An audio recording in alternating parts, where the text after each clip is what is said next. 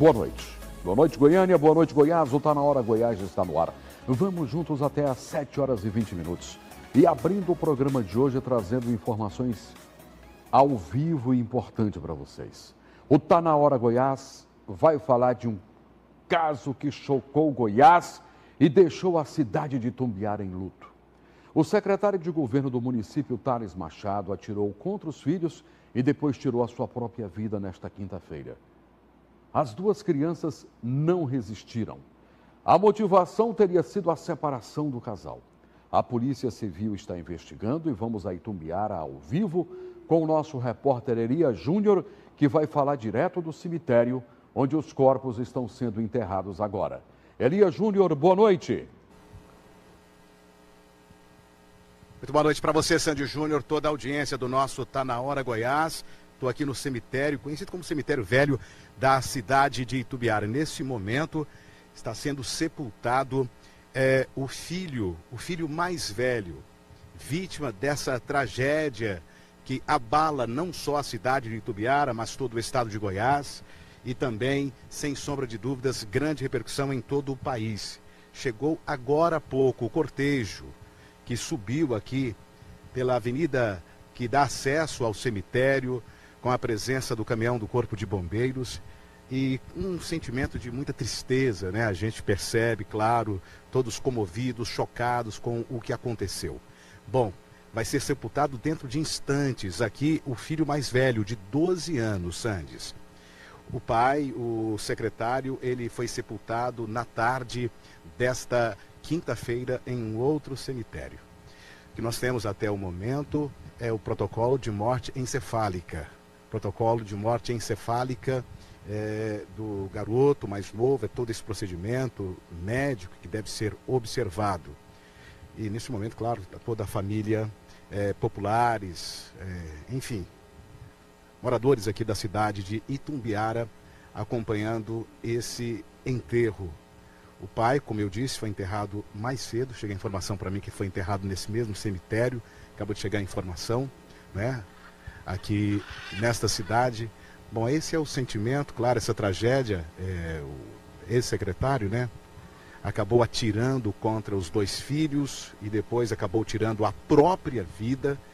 Como você mesmo disse, tudo isso ligado ao relacionamento, tudo ligado à questão do relacionamento dele com a esposa.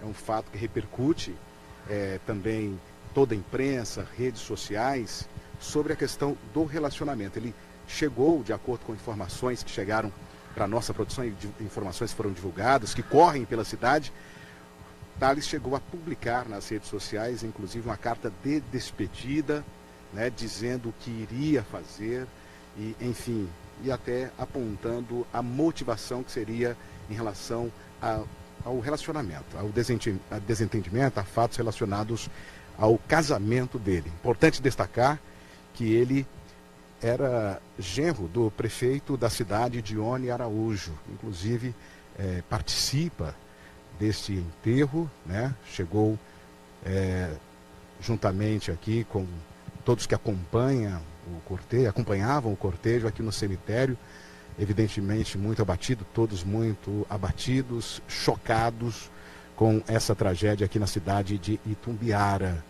Então essas são as imagens. Claro que a gente mantém uma certa distância, né, para estar trazendo as informações, até em respeito aos familiares e todos que estão presentes, mas tá aí as últimas homenagens ao filho do secretário Thales. Aí a gente ouve uma salva de palmas. Então são as últimas homenagens a esse garoto de 12 anos de idade. Sofrimento de toda a família, naturalmente, uma situação realmente muito difícil, e acompanhando o protocolo de morte encefálica do outro garoto de 8 anos de idade.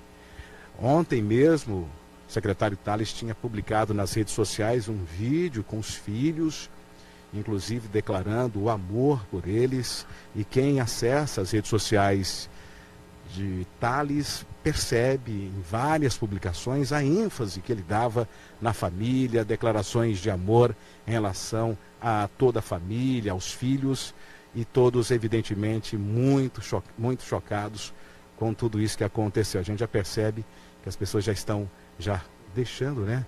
Já estão retornando, deixando aqui. Então, assim, é uma situação realmente muito difícil. A gente percebe que os populares, inclusive familiares, já deixando o cemitério, porque acabou de ser sepultado nesse momento o filho mais velho do secretário Tales, né? Realmente a situação muito difícil, né?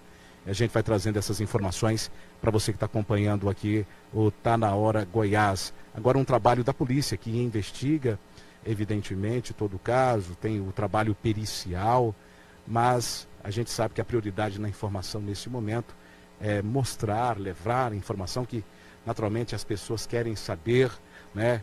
O estado de saúde do garoto mais novo, mas como eu disse, é um protocolo de morte encefálica que já foi iniciado e tem todo um processo que deve ser seguido segundo as regras relacionadas à saúde. Daí as pessoas deixando, nesse momento, esse é o cemitério velho na cidade de Itumbiara. As pessoas deixando, volto a dizer, para quem está ligando a TV agora, o secretário Tales Machado já foi enterrado na tarde desta quinta-feira. Um velório que comoveu toda a cidade, toda a cidade muito abatida, né? E muitos compareceram para dar o último adeus para tanto. Unlimited creative power unlocked.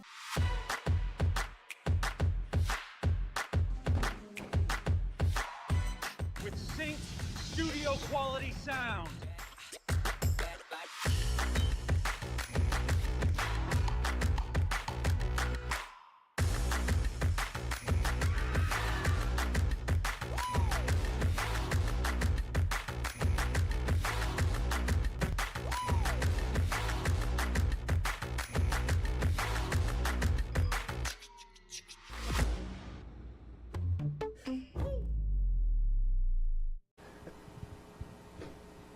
Sandes, realmente nesse momento é um momento assim que a gente, claro, também tem que ter sensibilidade em relação à situação aqui, mas eu vou ficar aqui por perto e ver se alguma pessoa, naturalmente, a partir que o enterro foi realizado, talvez alguém possa falar, mas até então, até por uma questão de respeito, né, pelo momento, nós não falamos com ninguém.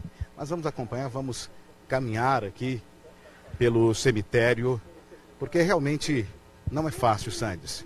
Momento de luto, momento de dor, de tristeza e principalmente numa tragédia, né? Uma situação tão complexa como essa, né? Realmente não é nada fácil, a gente faz essa cobertura. Nós, evidentemente, sentimos também, né?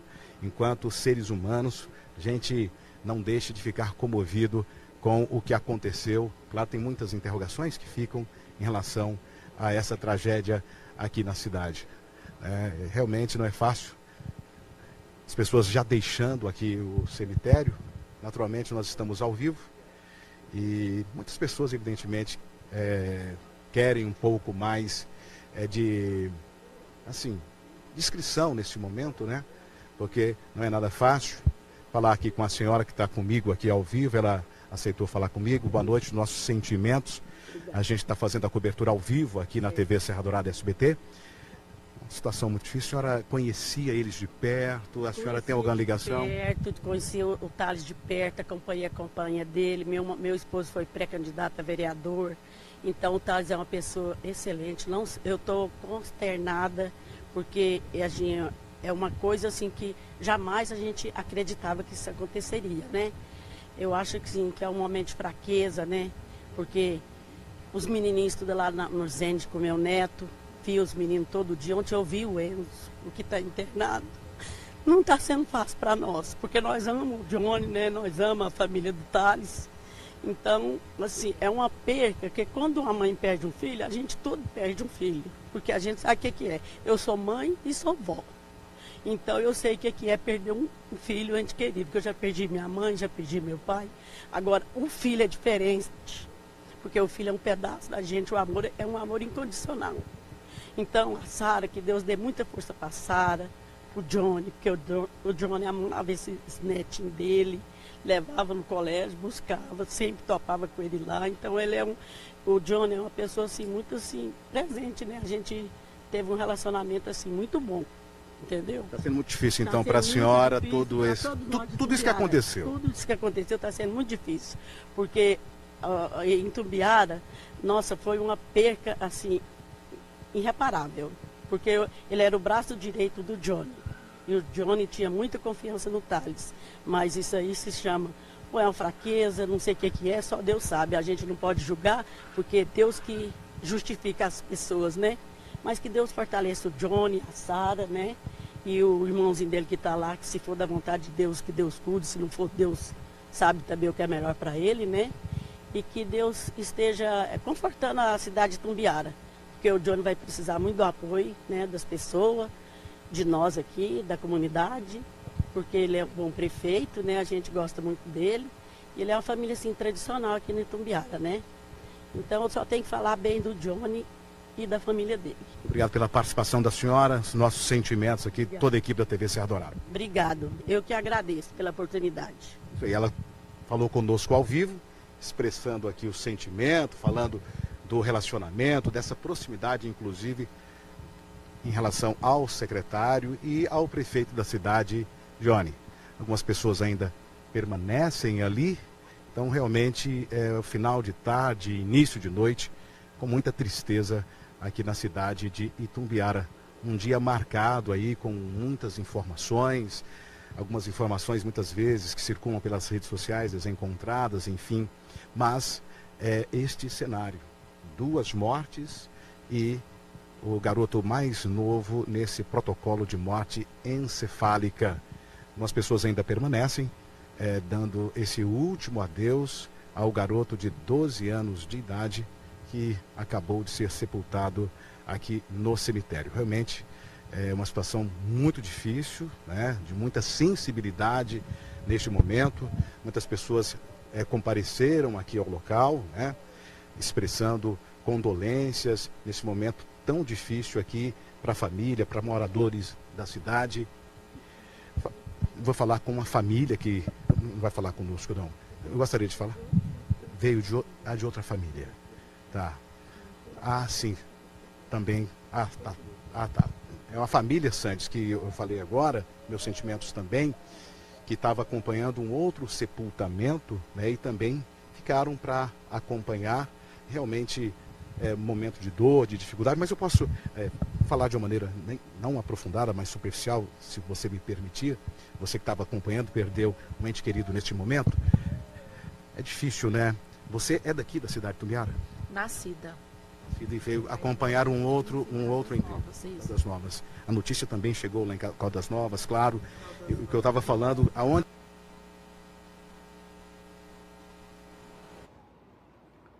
Tivemos um problema com o nosso sinal, Elias Júnior falando diretamente do cemitério, vamos tentar. Realmente nós perdemos o sinal. Minha gente, o que essa senhora falou ainda há pouco com Elias, ela aqui é amiga da família, retrata o sentimento de Itumbiara e retrata também o sentimento de todos nós de Goiás. Eu fiquei chocado hoje pela manhã quando fiquei sabendo dessa notícia. E todas as pessoas também, uma tragédia que deixa marcas profundas. Itumbiara, uma cidade tão importante, tão querida por todos nós, amanheceu diferente hoje, uma cidade inteira tentando entender o que parece impossível de explicar.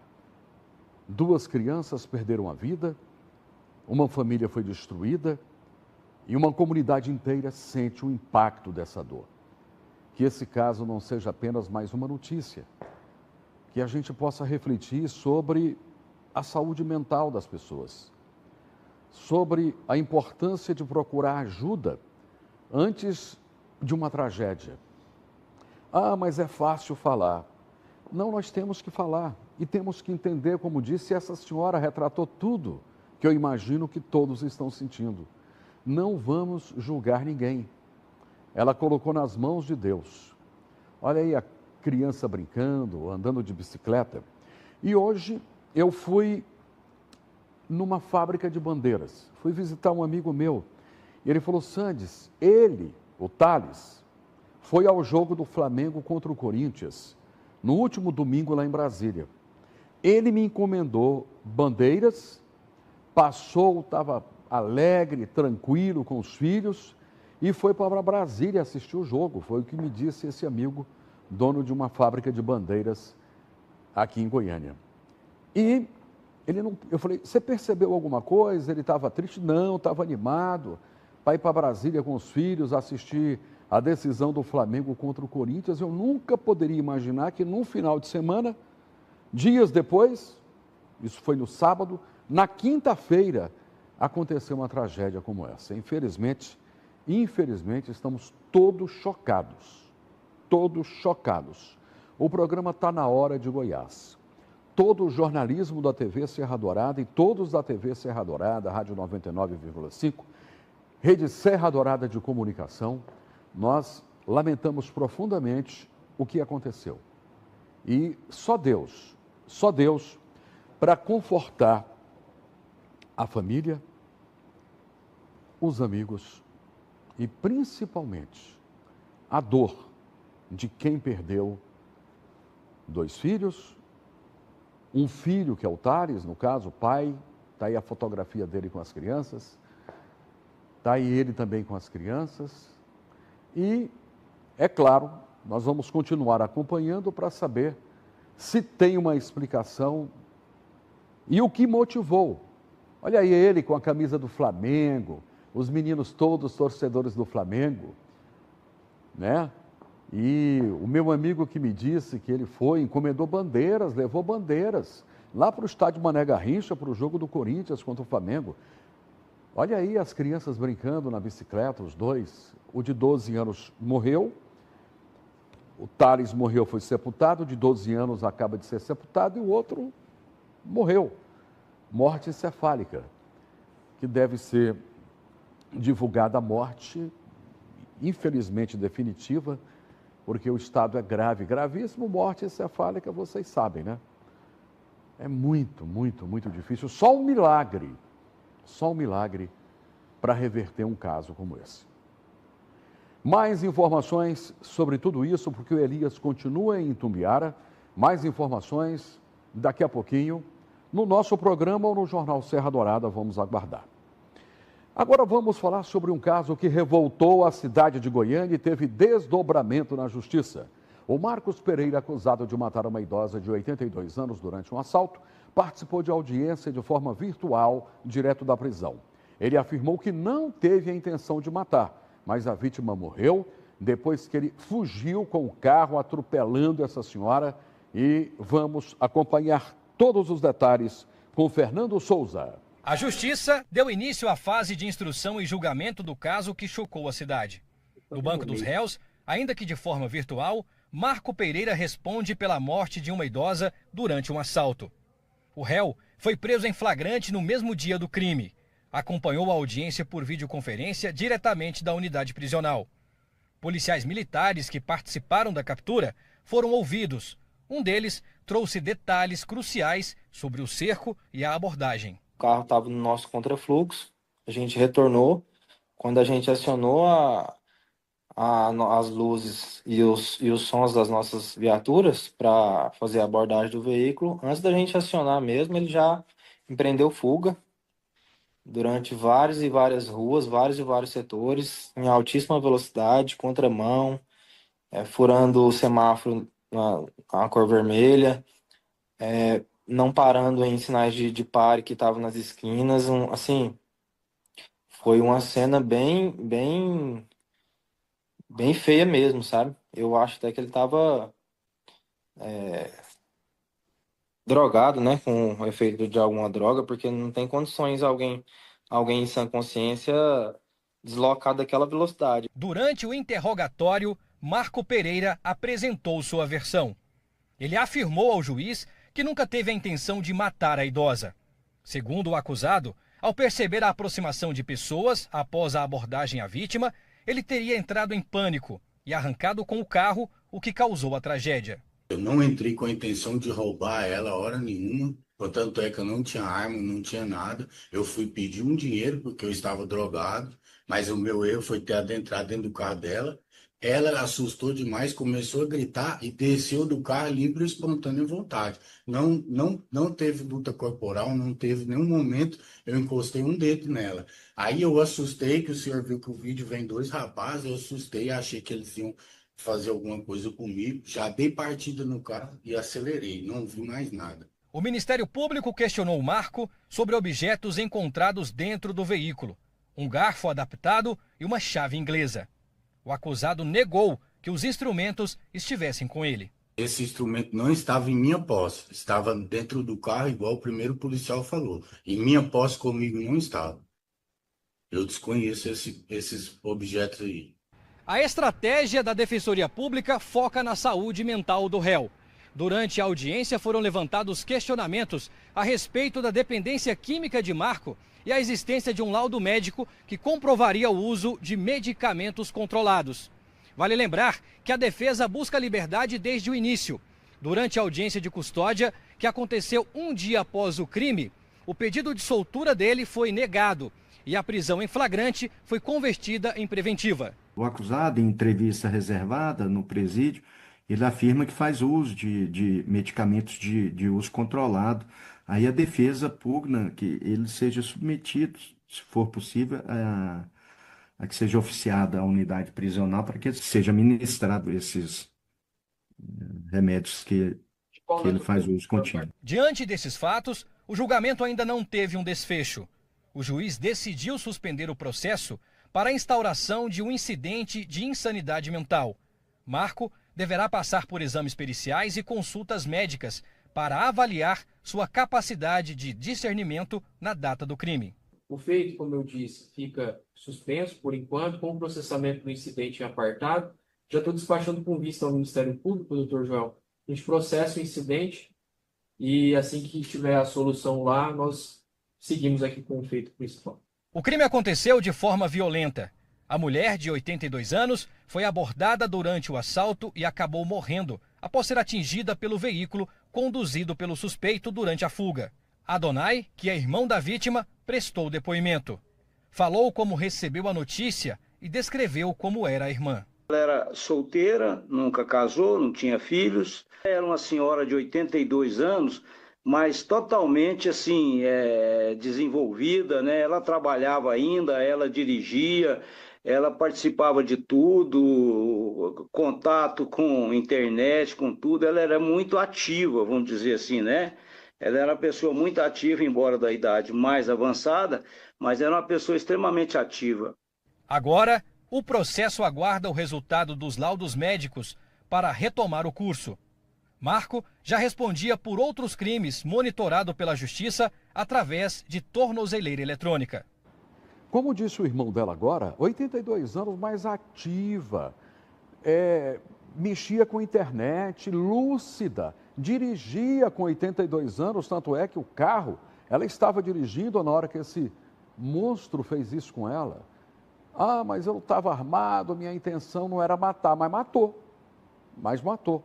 E vai responder por isso, e vai responder mesmo, porque essa audiência foi importante para que este caso tenha um caminho, e o caminho que todos querem é que a justiça seja feita. Você quer sair do aluguel? Daqui a pouquinho não percam, já, hein? Uma dica para todo mundo sair do aluguel e ter o seu próprio imóvel, ter a sua casa própria. Mas o Corpo de Bombeiros foi acionado para combate de um incêndio em um prédio em Cristalina. As chamas mobilizaram equipes e chamaram a atenção de moradores da região. Isso foi em Cristalina e quem traz todos os detalhes é o nosso repórter Guilherme Martins. Boa noite, Guilherme. Oi, Sandes, boa noite para você, uma excelente noite também para você que está acompanhando a gente aqui no Tá Na Hora Goiás. O Corpo de Bombeiros teve muito trabalho, viu, Sandes, para realizar o combate a essas chamas nesse prédio residencial, para ser mais preciso, no 2º andar desse prédio residencial que fica localizado no setor oeste, lá na cidade de Cristalina. Quando os militares chegaram ao local, eles acabaram percebendo ali uma grande presença de fumaça, né? Uma fumaça negra que, na verdade, dava para ser vista de longe. Fumaça que estava prejudicando a visibilidade dos bombeiros no 2º andar e também... O Google Ads nos ajudou a alcançar mais pessoas. Esse sucesso retornou os gastos com publicidade em 550%.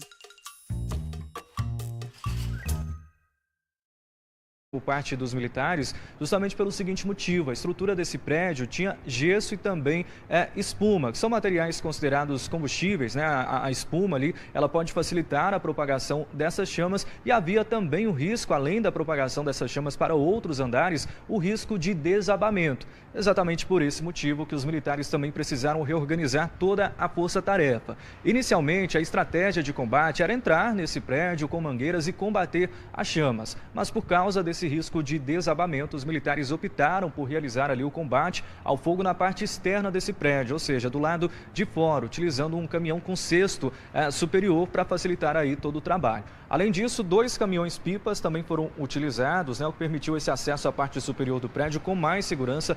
Foram horas de trabalho intenso até que o rescaldo fosse realizado, né, até que essas chamas fossem controladas.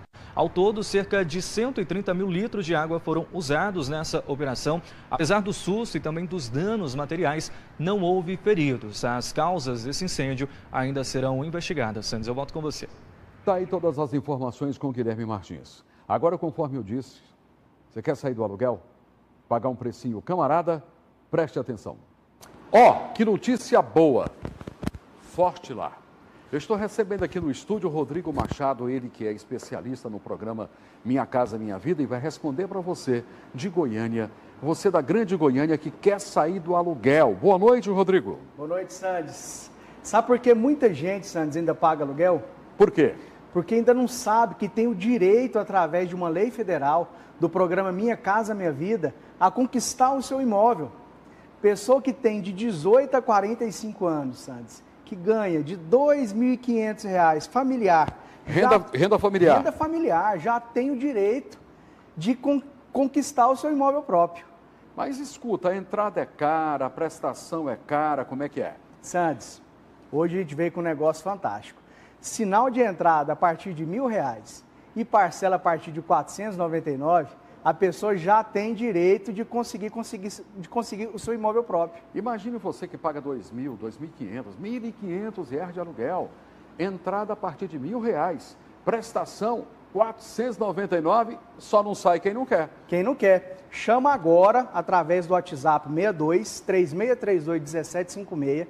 Você vai receber um link e vai fazer o seu cadastro e mandar toda a sua documentação. Mas manda hoje, 3638-1756. Você vai ganhar um grande benefício. Esse número não é fixo, não, é WhatsApp. Você pega esse número 62-3638-1756, manda um oi. Aí o Rodrigo, com essa mesma camisa, com essa mesma roupa, vai estar lá, passo a passo, ensinando o que você deve fazer. Perguntar seu nome, endereço, e-mail, telefone. É fácil responder e logo, se Deus quiser, você vai estar dentro do seu imóvel. Vou te explicar tudo. 3638-1756. Então, ligue agora, saia do aluguel. Entrada, R$ 1.000. Prestação, a partir de R$ 499. É barato. Só não sai do aluguel quem não quer. Não é, Rodrigo? Isso aí, Sandes. Vem para Fortilar. É isso aí. É verdade. Bom, agora vamos à redação, trazer mais notícias. Está na hora, Goiás não escolhe notícias, escolhe te informar. Está chegando notícias com Sheila Araújo. Boa noite, Sheila. Boa noite, Sandes. Para você, boa noite a todos que nos acompanham de casa. Vamos seguindo daqui, trazendo mais informações. E olha, Sandes, que a Polícia Civil intensificou aí o combate ao crime organizado aqui no estado de Goiás, onde nas últimas horas foram deflagradas várias operações.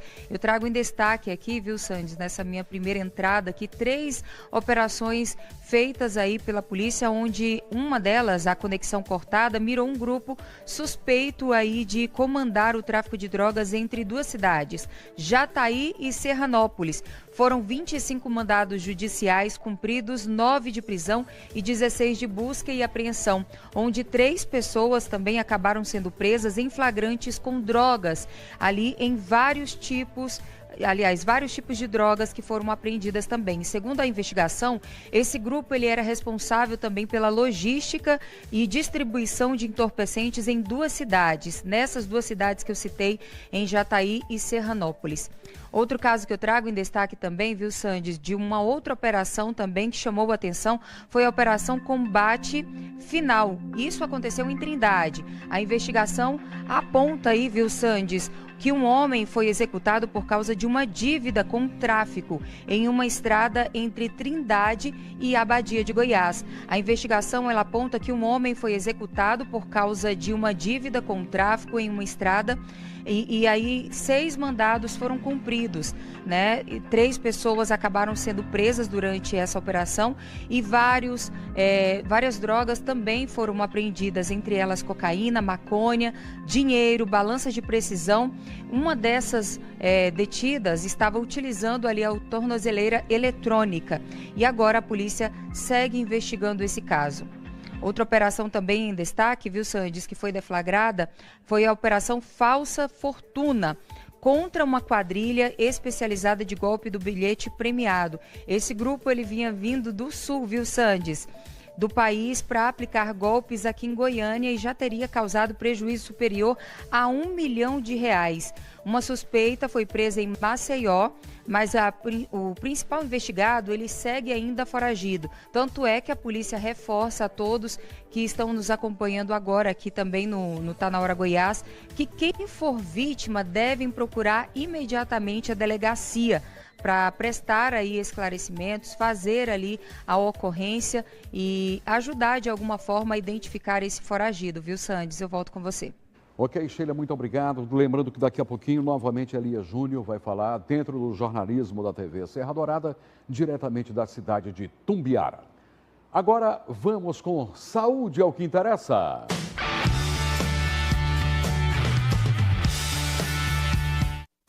Boa noite, Sandes. Boa noite, pessoal de casa. Uma excelente quinta-feira para todos vocês. Vamos falar de saúde? E vamos continuar a entrevista dessa semana com o Dr. Murilo Dyer. Ele que é ortopedista. Boa noite, doutor. Boa noite, Liz, Sandes, todos de casa. Doutor, quais são as vantagens da cirurgia minimamente invasiva em relação à cirurgia tradicional? O conceito de minimamente invasivo é você fazer o necessário na cirurgia com a menor agressão possível. Quando você vai fazer uma cirurgia, você tem que chegar até aquele órgão que você vai operar, no caso aqui é a coluna vertebral. Para você chegar na coluna vertebral, às vezes você tem que romper a musculatura, abrir a musculatura, a pele, chegar até o osso, expor o osso para poder fazer a cirurgia. A cirurgia minimamente invasiva é aquela cirurgia onde você faz tudo isso sem necessidade de uma agressão importante para o paciente. Então, por exemplo, a gente pode fazer uma cirurgia de hérnia de disco com uma incisão mínima, onde a gente chega até a hérnia e retira a hérnia sem uma lesão importante, ou até cirurgias de artrodese, que são cirurgias de fixação de parafuso na coluna, com incisões mínimas também, de forma minimamente invasiva, com parafusos sem fazer cortes importantes na coluna. Então, essa cirurgia pode ser menos dor para o paciente pós-operatório. E essa é a grande vantagem. Então, assim, a cirurgia minimamente invasiva de sucesso é aquela cirurgia que ela tem que fazer a mesma coisa que você iria fazer na cirurgia tradicional, mas com uma recuperação muito mais rápida para o paciente, com menores riscos, muitas vezes riscos de infecção, etc. E também com melhor recuperação. O paciente ele volta às suas atividades, ele consegue voltar a trabalhar, fazer o exercício mais rapidamente do que ele voltaria se fosse uma cirurgia mais tradicional. Muito obrigada. Sanz é com você. Até amanhã. Até amanhã, Lise, porque agora eu quero falar do Goiás da Sorte. Olha o bloco da sorte chegando, minha gente. E ele vem carregado de premiações incríveis para você. Nesse domingo você concorre a R$120 mil em prêmios. Só no quarto prêmio tem R$80 mil. Isso mesmo, R$80 mil. E não para por aí. No terceiro prêmio tem 20 mil, no segundo prêmio tem 10 mil e no quinto prêmio tem R$5 mil. Além de 10 giros da sorte de R$500 cada um. E o melhor, hein? Tudo isso por apenas R$1. Isso mesmo, você só paga R$1. Então compre nos pontos de revenda em todo o estado, pelo aplicativo e site. Lembrando que sempre que você compra o título, você está ajudando as famílias da Pai Brasil. Aproveite o bônus, hein? Aproveite o bônus. Na compra de 20 títulos, você recebe o valor de 5 títulos na sua carteira digital. Não perca tempo, não perca oportunidade. Entre nessa folia de prêmios. Goiás da Sorte, não se esqueça, a sua felicidade é aqui. Vamos nós trazer agora o nosso quadro de solidariedade.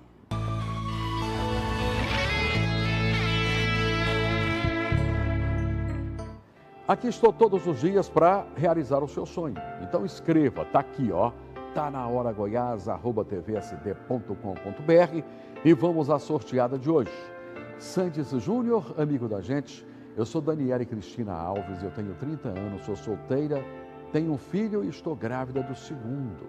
No momento, não estou trabalhando. E escrevo para você na esperança de conseguir a sua ajuda. Eu preciso muito, Santos. Fui ao médico e ele me pediu exames de laboratório e me pediu também uma ultrassonografia morfológica. Ele fez esse pedido, acontece que eu não tenho plano de saúde, não consegui na rede pública e a minha esperança é conseguir através do teu quadro de solidariedade. Eu preciso de você. Então, Daniele, está precisando do que você acabou de falar, que eu disse para os nossos telespectadores? É verdade, Santos. Boa noite, meu nome é Daniele. Estou aqui na esperança de você me ajudar com ultrassonografia morfológica e exames laboratoriais. Estou na torcida, obrigada. É isso aí, Daniele, você fez o pedido e nós agimos. Vamos correr, como se diz, atrás para conseguir realizar o seu sonho e eu quero perguntar para a produção. Produção, ela quer exames de laboratório e também uma ultrassonografia morfológica. Está grávida, está desempregada e a pergunta é a seguinte: ela ganhou ou não ganhou? Ganhou!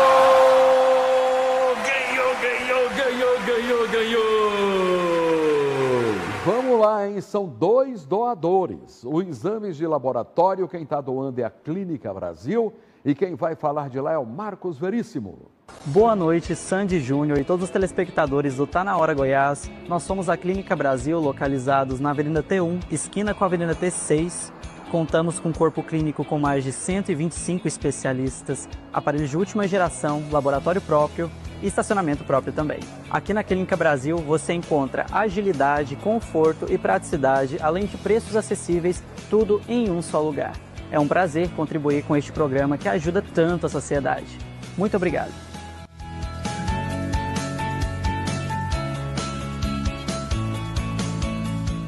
Está aí o endereço da Clínica Brasil, que está doando vários exames de laboratório que ela pediu. Está aí a Clínica Brasil, mas teve um outro pedido, que foi a ultrassonografia morfológica. Quem está doando é o Laboratório Citocenter e quem vai falar de lá é o Vitor Mota. Olá pessoal do Tá Na Hora Goiás, tudo bem com vocês? Meu nome é Vitor e eu sou do Laboratório Citocenter e eu quero dar uma boa notícia para a Daniele. Nós vamos estar doando os exames laboratoriais que ela está precisando. Para reforçar, eu quero dizer que o Laboratório Citocenter tem quase 40 anos de mercado.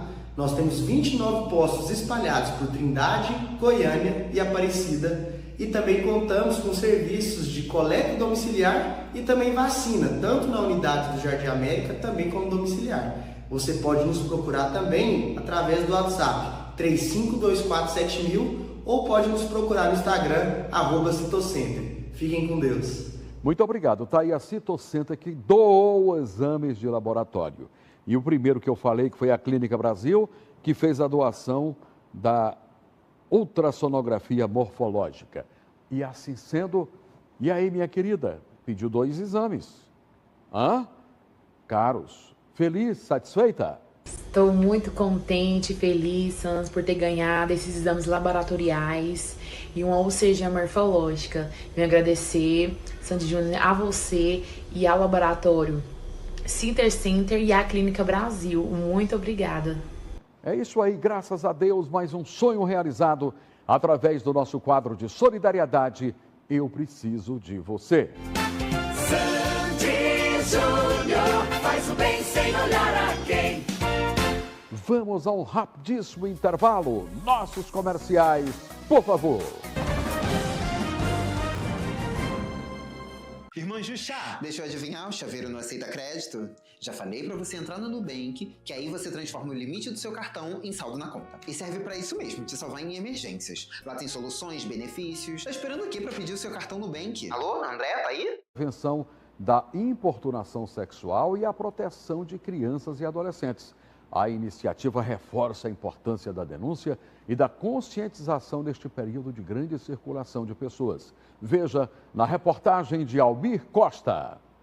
Na hora do embarque, os passageiros do ônibus são orientados sobre como identificar e denunciar casos de violência sexual contra crianças e adolescentes. A gente sabe que quando vem esses grandes eventos, que tem muita aglomeração, é comum o aumento no número de violações aos direitos das crianças e dos adolescentes. Esse panfleto que eu vou entregar para vocês traz as principais situações de violação que acontecem com as crianças e adolescentes. Se vocês presenciarem qualquer tipo de violação, seja trabalho infantil, seja oferecimento de bebida alcoólica para menores de 18 anos, seja exploração ou abuso sexual dessas crianças e desses adolescentes, por favor, aqui nesse panfleto a gente traz os canais de denúncia. A ação faz parte da campanha nacional Pule, Brinque e Cuide, Unidos pela Proteção, com foco na prevenção da violência sexual contra crianças e adolescentes no período de carnaval. Passageiros, pais e responsáveis são orientados por policiais rodoviários federais e fiscais da Agência Nacional de Transportes Terrestres e da Agência Goiana de Regulação. A GR, já com a PRF, com a NTT, Fiscalização Federal e a Polícia Militar, já faz uma ação de fiscalização durante todo o ano. Mas claro que em períodos de um feriado prolongado, principalmente carnaval, a gente intensifica essa fiscalização em todo o estado. E o objetivo é exatamente esse, proteger as crianças, tanto do embarque não autorizado, cujo responsável não tem autorização para levar essa criança até o destino de origem, e também a questão do abuso, de algum crime contra a criança ou adolescente. A operação está de olho também no transporte clandestino. Além de ser irregular, quem viaja em ônibus que não são registrados junto aos órgãos de fiscalização está mais exposto ao risco de uma violência sexual. O transporte clandestino ele é um transporte que não tem nenhum tipo de regularização, identificação ou até mesmo a segurança, né, mínima para usuários daquele tipo de transporte. Então, isso facilita, né, porque não existe um controle, uma identificação de passageiro. Então, o abusador, ele se aproveita dessa situação, né, onde não tem responsabilidade nenhuma de quem está transportando aquelas pessoas, com relação à identificação ou esse controle, né, identificar o abusador e comunicar às autoridades competentes com relação à situação que foi ocorrida durante aquela viagem. A campanha em Goiás acontece no terminal rodoviário de Goiânia. Segundo a Polícia Rodoviária Federal, a proteção de crianças e adolescentes é dever de todos. E os passageiros e responsáveis devem ficar atentos aos sinais que podem evitar a violência infanto-juvenil no transporte intermunicipal e interestadual. Com a chegada dos grandes eventos, acontecem mais situações de violação dos direitos das crianças.